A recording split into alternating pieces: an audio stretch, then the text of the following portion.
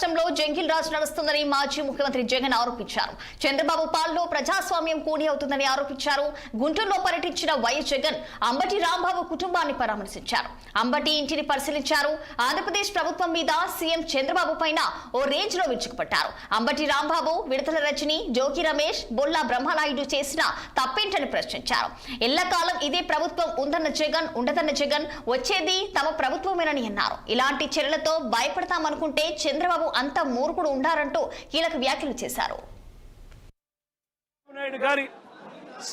చంద్రబాబు నాయుడు గారు తెలుగుదేశం పార్టీ సైన్యానికి లాటరీ పాడిచ్చి మరి షాపులన్నీ కట్టబెడతారు. ప్రైవేట్ షాపులన్నీ కూడా ఆ ప్రైవేట్ షాపుల ఆధ్వర్యంలోనే ఏకంగా ఎమ్మెల్యేలు దగ్గర ఉండి ప్రతి గ్రామంలో ఆక్షన్ పాడుతూ బెల్ట్ షాపులన్నీ కూడా నిర్వహిస్తున్నారు. షాపుల పక్కనే, లిక్కర్ షాపుల పక్కనే పర్మిట్ రూములు, ఇల్లీగల్ పర్మిట్ రూములు నడుపుతూ పెగ్గులతో లిక్కర్ అమ్ముతా ఉన్నారు. ఇవన్నీ రాష్ట్రానికి రావాల్సిన ఆదాయాలు రాష్ట్రానికి రావడం లేదు.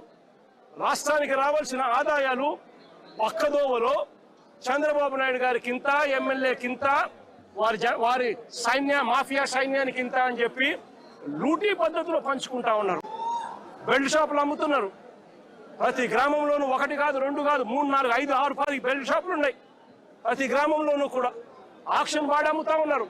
ఏ బెల్ట్ షాపులో ఎంఆర్పీ రేటుకి అమ్ముతున్నారండి? ప్రతి బెల్ట్ షాప్లోని ఎంఆర్పీ రేటు కన్నా 20 రూపాయలకి ఎక్కువగా అమ్ముతున్నారు. ప్రతి బెల్ట్ షాప్, ప్రతి పర్మిట్ రూమ్లో, ఏ పర్మిట్ రూమ్లో అంటే ఎంఆర్పీ రేటుకి అమ్ముతున్నారు. పర్మిట్ రూమ్లో ఇల్లీగల్, పర్మిట్ రూమ్లో వేసేది పెగ్గుల్లో వేస్తా ఉన్నారు. పెగ్గుల్లో వేసి ఏకంగా బాటిల్ పైన 30 రూపాయలు అధికంగా వసూలు చేస్తా ఉన్నారు. ఆ డబ్బులు గవర్నమెంట్కి రాకోకుండా వీళ్ళ జోబీ లేకపోతా ఉంది. దీంతోనే సరిపోదు అన్నట్టుగా ఏకంగా ప్రతి 5 బాటిళ్లకు 1 బాటిల్ ఏకంగా వీళ్ళంతటికి వీళ్ళే కుటీర పరిశ్రమ పెట్టి చీప్ లిక్కర్ వీళ్ళే తయారు చేసి కల్తీ లిక్కరు ఏకంగా ప్రతి 5 బాటిల్లో 1 బాటిల్ ఈరోజు అమ్ముతా ఉన్నారు. ఈ రోజు తిరుమల శ్రీవారి